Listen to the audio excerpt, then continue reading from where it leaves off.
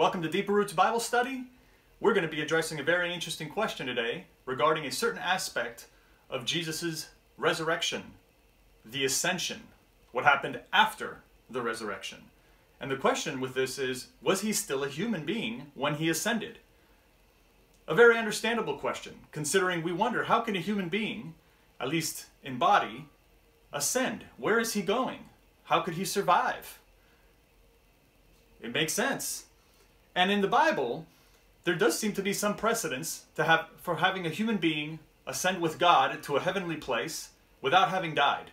For example, in Genesis, Enoch, it says that he walked with God and then, quote, God took him, end quote. Later on, Elijah is taken up in a whirlwind by the chariots of fire. He also didn't seem to have died beforehand, but still is taken up. What's going on? Well, we start getting a little bit more of an idea of what's going on when we look at the Bible a little bit more broadly. This ascent and descent, or descent and ascent theme and pattern seems to be there already.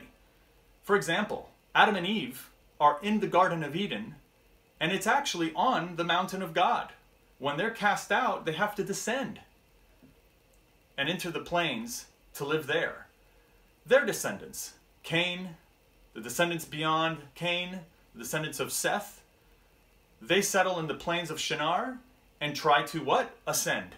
By building a tower that we know as the Tower of Babel in order to, quote, make a name for themselves, end quote. But they are brought low. There's other such patterns that appear, even in, for example, the priest in Yom Kippur. He enters and actually ascends into the Holy of Holies to receive a blessing from God, and then descends in order to bring a blessing to the people. Very interesting, isn't it? The language of a son that will ascend permeates the Psalms. For example, in Psalm 2, 4 through 8, the latter half of that little section says, He said to me, You are my son, today I have become your father. Ask of me, and I will make the nations your inheritance, the ends of the earth your possession. This is what he says after enthroning him. Later on in Psalm 110, Yahweh said to my Lord, Sit at my right hand until I make your enemies a footstool for your feet. Yahweh commits to you the scepter of your power. Reign from Zion in the midst of your enemies. And that ends with, You are a priest forever after the order of Melchizedek. How could this one that's going to reign also be a priest? Very interesting question. Well, we know that when Jesus begins his ministry, he seems to always be between the place of death that he enters in order to combat Satan's work. It even starts with baptism, an identification with the sins of human beings, and then has a transfiguration. He also seems to have a descent and ascent pattern within his ministry. And then when he enters that city on that fateful day, what we know as Holy Week, he enters triumphantly, and he most certainly is enthroned, but on a cross. He already seems to have a descent in his ascent.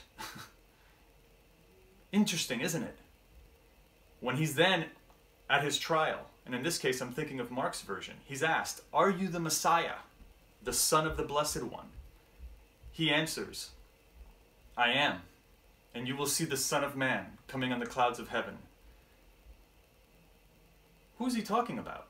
Well, he seems to be fulfilling the words of Daniel 7:13. Or, I got it backwards there. Yeah, no, 7:13 it is. And it adds, as part of a vision for Daniel, this Son of Man, will be given dominion, glory, and kingship. So there is a human being that will ascend this throne. Where else does this appear? Well, probably the two most important passages in the Luke-Acts writings is Acts 1, 6 through 10. They're actually looking at the resurrected Jesus, telling them that the Spirit is going to empower them, and he ascends, it says, and a cloud takes him away. Reasonably, they'd wonder, where did he go? Well, later on in Acts 2, when Peter is preaching about Jesus, And we consider this in combination with John 20 verse 27 and other gospel accounts. This is a raised Jesus. That is, he is raised bodily. He is enfleshed. In fact, he has the marks of his crucifixion on his body and invites his disciples to look at them and even touch them if they want. But the question remains, where did he go? Is he floating around in the stratosphere? What is he doing up there? Is he flying around? Well, no, the language is expressing that he has gone up to sit with the Father. It is strange to our ears to think of this, no doubt. But it's showing he has gone up to a place that no other human being could go in order to, as it were, prepare a place for us. And there, a passage in Ephesians sheds a lot of light. 4:7 through 10, and it's actually quoting Psalm 68. Therefore God says, when he ascended on high, he led captivity captive and he gave gifts to men and women. He who descended is the one who also ascended far above all the heavens, that he may fill all things. Amazing. The one who was crucified has his marks as the one who ascends the throne and goes far above every throne in order to reign with his Father. And he does it, apparently, as a resurrected human being. This is, I think, what is being spoken about in Philippians 2, but from another perspective. In Philippians 2, the great hymn contained therein says, he became humble, he became obedient to the point of death, and at that, he was exalted to the highest position with the highest name, at which every knee will bow and every tongue will confess that this is the one who rules. This is the one who governs. Even in the very last book, written in its own unique, we should say, literary genre, the Apocalypse of John, in Revelation 4, who is there at the throne, as it says, but the slain lamb? The slain lamb is the one who is given dominion and glory and kingship, echoing the language of Daniel, among others. The slain lamb is the one at the center of history.